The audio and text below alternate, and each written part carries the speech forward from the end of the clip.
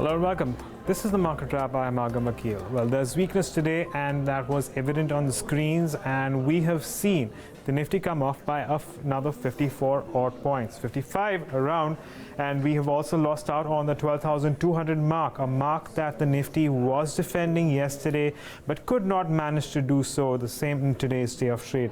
We have, however, seen gains in Infratel. Z Entertainment strong ahead of earnings post-market. BPCL, Coal India and Kotak Mahindra Bank among others, which did advance. Kotak Mahindra Bank was in the red through the most of the course of the session, but they eventually closed with gains coming in.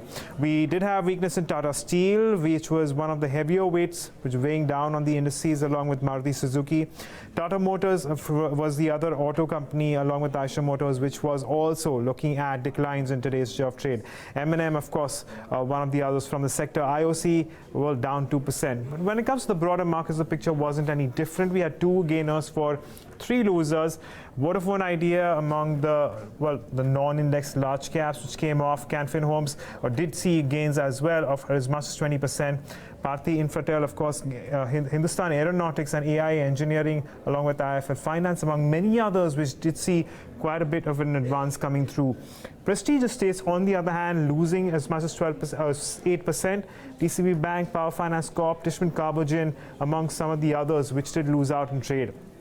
Today's day of trade was largely marked by stock-specific action, and it's likely to remain so, considering we are looking at a lot of earnings to come through, as well as a lot of news flow that has also been determining movement. So while there has been a clear divide in stocks at this point in time, what we are going to watch out for is how at least earnings pan out, and that could also set us up for what we can expect as we move into the next quarter.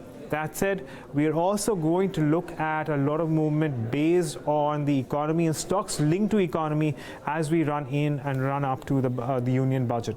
But that said, let's also talk about a handful of stocks which were in focus today.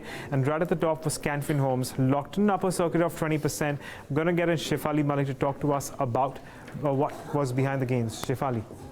The company reported stellar earnings for the third quarter, and the commentary from the management was an icing on the cake completely, that the market took it really well. So first with the earnings, very strong profit growth of 44% on a YOY basis, loan book growth 15%, disbursements went up 12%, and margins also expanded almost 10 basis points on a YOY basis. The cost to income ratio is very attractive at just about 15.5%. Then the asset quality also remained stable. So what the management said during the con call today morning, management said that in next 4 to 5 quarters, they're expecting disbursements growth of 20%.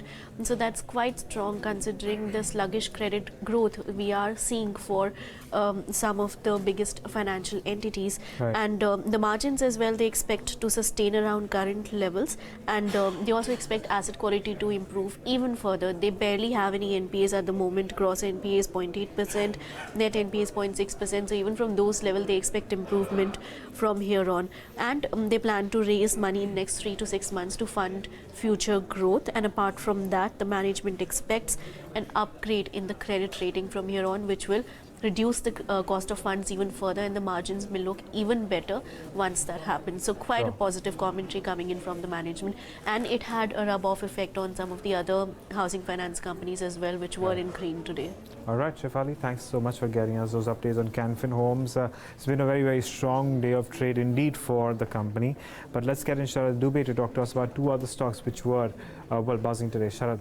Well, yes, first stock I would like to pick up is Granules India. The stock, two news are coming in. Firstly, the quarterly results, and then its share buyback plan. So first I'll get you through the buyback plan. The company has approved a buyback of almost 1.25 crore shares for almost 250 crore rupees. So that's almost like 4.92% stake which will be there for buyback. The buyback price is at almost 200 rupees. That's like almost 30% premium to the closing price of today.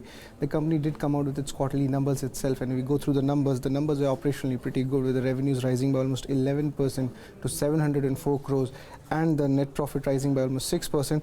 But what we have seen is the EBITDA rising by almost 44% at almost 163 crore rupees. The expansion was also EBITDA margin expansion was 600 basis points due to fall in raw material costs. Now, if we just pull up the ANR function itself, now let's see how what analysts think about the stock. Out of 9 analysts tracking the stock, almost 8 of them, that's almost 89%, have a buy rating. There is 0 hold rating and almost 11% sell rating. The 12-month target price is in a consensus is at almost 151 rupees, and the return potential for the stock remains at 7.7%. Up next, also we have from the small cap space, this is also based on the earnings, is Mahindra EPC Irrigation.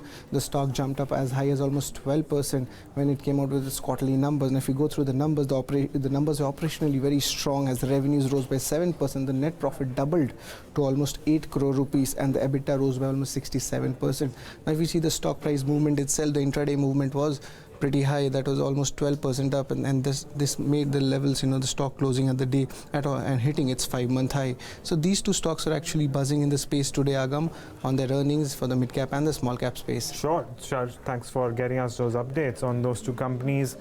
And of course, we'll continue to give you more updates on earnings since we are in the thick of it. But on that note, it's a wrap on the markets, but there's lots more lined up. Stay tuned to BloombergQuint.